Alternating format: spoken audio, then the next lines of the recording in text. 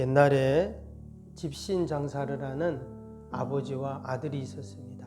근데 아버지와 아들이 똑같이 집신을 만들어서 팔았는데 희한하게 아버지의 것은 잘 팔리는데 이 아들의 것은 잘 안 팔리는 거예요. 이제 한참 시간이 지나 이제 아버지가 나이가 많아 이제 죽는 날이 되었습니다.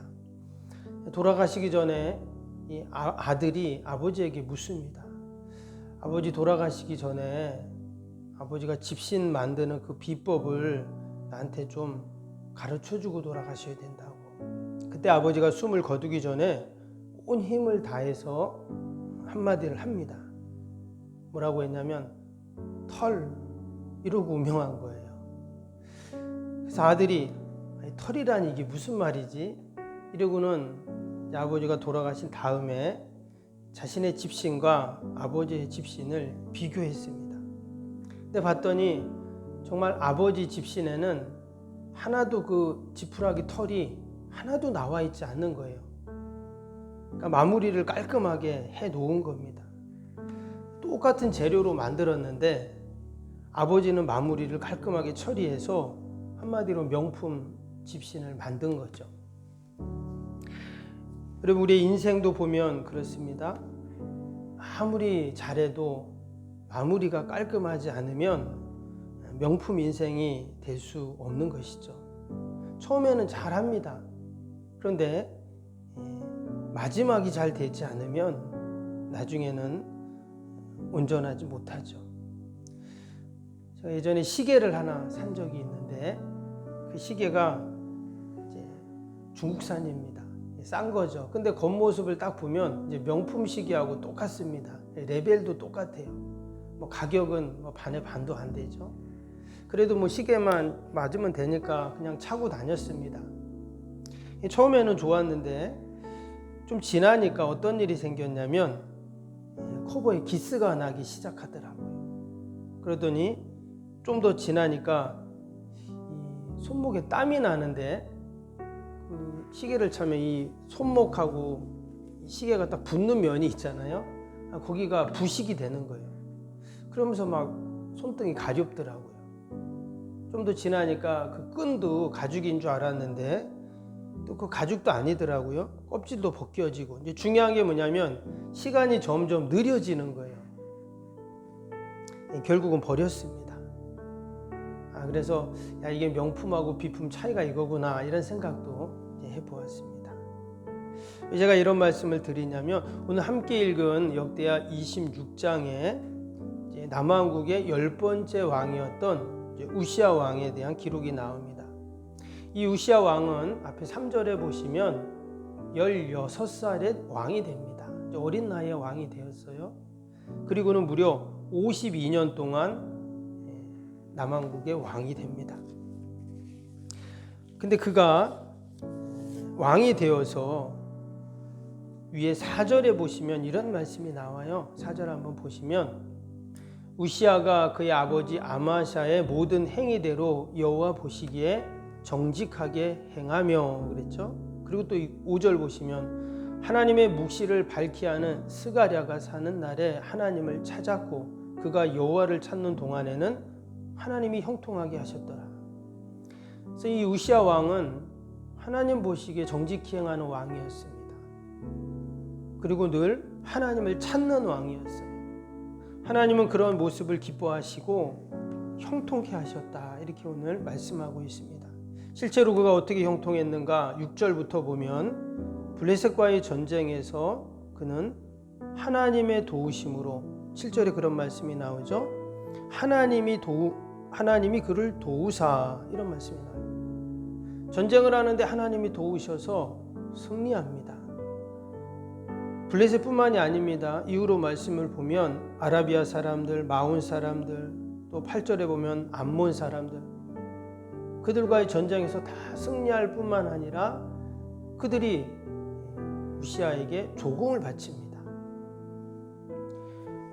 그리고 더 나아가서 저 아프리카 애굽의 변방까지 그의 세력이 강성해지는 것을 보게 됩니다. 나라에 온 망대와 성곽을 세웁니다. 그래서 적들의 침입을 미리 알고 나라를 더 잘 대비하는 것이죠. 또 능력 있고 기술이 있는 사람들을 세워서 무기를 만들고 각 성읍마다 군대를 주둔시킵니다. 10절을 보시면 또 광야에 망대를 세우고 물 웅덩이를 많이 파고 고원과 평지에 가축을 많이 길렀으며 또 여러 산과 좋은 밭에 농부와 포도원을 다스리는 자들을 두었으니 농사를 좋아함이었더라. 군사력뿐만 아니라 경제적으로도 많은 가축을 키우고 물 웅덩이를 파고 또 포도원을 또 이렇게 만들고 아무튼 나라를 아주 대내외적으로 부강하게 만든 왕이 바로 이 우시야 왕입니다. 그래서 이전에 쇠퇴해 가던 이 남왕국을 이 우시야 때 다시금 그 옛날의 영광을 회복하는 그런 왕이 바로 누구냐? 바로 이 우시야 왕입니다. 근데 어떻게 이런 일들이 가능했는가? 앞에 5절 말씀처럼 그가 하나님을 찾으니까 하나님이 이러한 지혜를 주시고 형통을 주셨어요. 여러분, 우리가 오늘 하루도 하나님을 찾고 이렇게 하루를 시작을 합니다. 하나님이 반드시 우리의 가정과 자녀와 또 우리의 삶을 형통케 하실 줄로 믿습니다. 그런데 오늘 우리가 16절부터 읽었는데요. 근데 16절을 보면 이렇게 말씀이 나오죠. 그가 강성하여짐에, 하나님을 찾아서 하나님이 그를 강성케 하셨어요. 근데 강성하여지니까 그의 마음이 교만하여 악을 행하여 그의 하나님 여호와께 범죄하되 그 여호와의 성전에 들어가서 향단에 분향하려 한지라. 그가 교만해졌다 이렇게 나와요. 근데 그가 교만해졌는데 어떻게 했냐? 성전에 들어가서 향단에 분향하려고 했다 이렇게 말합니다. 여러분, 성전에 가서 분향한다는 것은 이제 제사를 드리는 것인데, 예배를 드리는 것인데 왜 그게 교만한 것인가? 왜 하나님 앞에 범죄하는 것인가? 이런 생각을 우리가 할 수가 있습니다. 근데 이어지는 말씀에 보니까 뭐라고 합니까? 18절을 한번 볼까요? 18절에 우시야 왕 곁에 서서 그에게 이르되 우시야여, 여호와께 분향하는 일은 왕이 할 바가 아니요 오직 분향하기 위하여 구별함을 받은 아론의 자손 제사장들이 할 바니 성수에서 나가서서 왕이 범죄하였으니 하나님 여호와께서 영광을 얻지 못하리이다. 지금 제사장이 그런 얘기를 하는 거죠. 왕에게. 이것은 왕이 하실 일이 아니라는 거예요. 특별히 여기 보면 구별함을 받은 아론의 자손 제사장들이 할 바니 이랬습니다. 여러분, 누가 구별했습니까? 하나님이 구별했죠. 즉 지금 우시야가 교만해졌다는 것은 하나님의 말씀을 그가 이제 무시한다는 거예요. 이전까지는 제사장들이 가서 분향하고 제사를 드리고 하나님께 예배하는 그런 일들을 제사장들이 했는데 지금 왕이 하려고 하는 것이죠. 여러분, 왕이 할 수도 있습니다. 지금 왕의 권세가 어마어마합니다. 그런데 지금 제사장의 이야기를 들어보면 하나님이 하신 말씀, 하나님이 구별하신 일이기 때문에 안 된다. 제사장은 제대로 지금 말을 하고 있는 거예요. 그런데도 우시야는 어떻게 합니까? 19절에 보면 우시야가 손으로 향로를 잡고 분향하려 하다가 화를 내니, 그러니까 제사장에게 화를 냈겠죠. 그가 제사장에게 화를 낼 때 여호와의 전 안 향단 곁 제사장들 앞에서 그의 이마에 나병이 생긴지라. 하나님께서는 제사장을 통해서 우시야에게 다시금 자신을 돌아보고 회복할 기회를 주셨죠. 그런데 그가 그 하나님이 주신 기회와 은혜를 저버리고 화를 내면서 그가 계속 진행하려고 했던 것입니다. 그때 그의 이마에 나병이 생겼어요. 왜 나병이 생겼을까? 나병이 생기니 이어지는 20절 보세요. 대제사장 아사랴와 모든 제사장이 왕의 이마에 나병이 생겼음을 보고 성전에서 급히 쫓아내고 여호와께서 치심으로 왕도 속히 나가니라. 당시에 나병 환자는 성전에 들어갈 수가 없었죠. 그래서 나병이 생겼다는 것은 바로 성전에서 나가야 되는 일이었습니다. 하나님이 하신 일이었죠. 이전에 우시아가 하나님 말씀을 잘 듣고 그 말씀을 받들고 또 하나님을 찾고, 그래서 하나님이 그에게 형통함을 주시고 나라를 강성하게 만들어 주셨는데, 그가 하나님이 주신 그 강성함으로 교만해짐으로 이러한 일들이 일어나게 됩니다. 이제 우시아는 어떻게 됩니까? 21절 보니까 죽는 날까지 나병 환자가 되어 나병 환자가 되며 여호와의 전에 끊어져 별궁에 살았으므로 그의 아들 요담이 왕궁을 다스리며 백성을 다스렸더라. 너무나 안타까운 일이죠. 죽는 날까지 나병 환자가 되어서 별궁에 쓸쓸히 그렇게 거하다가 그의 인생을 마치게 됩니다. 우리가 앞에 보았던 것처럼 이전에 우시아는 어떤 왕보다 하나님이 주시는 그 은혜를 누리고 그 풍성함과 형통함을 누렸던 그러한 왕이었습니다. 근데 그의 마지막이 이처럼 마무리가 아름답지 못했던 모습을 봅니다. 쓸쓸히 나병에 걸려서 별궁에 다른 사람과 접촉을 하면 안 되잖아요. 쓸쓸히 그 별궁에 거해서 그렇게 홀로 생을 마감하는 이런 안타까운 일들이 생기는 것을 보면서 우리가 오늘 하루를 살면서도 어떻게 살아야 할까요? 늘 우리는 하나님의 도우심 또 하나님의 인도하심을 받으며 우리가 살아야 할 줄로 믿습니다. 우시아에게 그 권력을 주시고 그 형통을 주시고 그 강성함을 주신 분이 하나님이심을 우리가 생각하면서 우리도 오늘 오직 하나님의 영광을 위해서 우리가 살아야 할 줄로 믿습니다. 하나님의 영광이 떠나는 순간 우리의 모든 영광도 떠난다 하는 것을 우리가 이 우시아의 삶을 보면서 다시 한번 생각을 합니다. 오늘도 하나님께서 우리의 가정과 일터와 또 우리 자녀들을 우리의 삶을 꼭 지켜주십니다. 약속의 말씀을 꼭 붙잡고 오늘도 믿음으로 승리하는 저와 여러분이 될 수 있기를 바랍니다.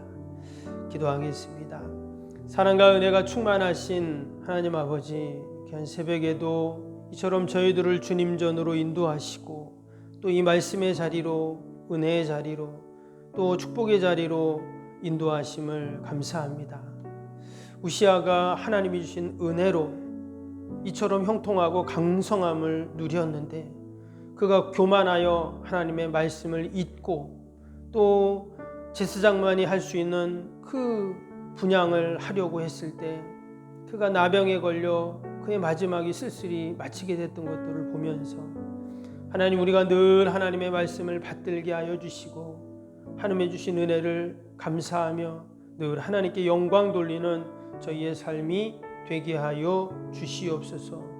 오늘도 우리의 가정과 일터와 자녀들을 하나님 꼭 지켜주시고 어둠의 영, 어둠의 질병들이 틈타지 않도록 하나님 도와 주옵소서. 하나님, 이 나라 민족을 긍휼히 불쌍히 여겨주시고 이 어려움의 시대 가운데 우리 한국교회가 더 기도하게 하시고 또 우리의 믿음의 사람들이 더 하나님 앞에 도움을 구하고 또 하나님의 뜻을 따르고 아버지, 그래서 이 어려움도 믿음으로 잘 이겨나갈 수 있도록 함께하여 주시옵소서. 하나님, 한 해를 마무리하는 가운데 있습니다. 지난 날을 돌아보는 지혜를 더하여 주시고 또 새해를 아버지 소망 가운데 잘 준비할 수 있도록 하나님 함께하여 주옵소서.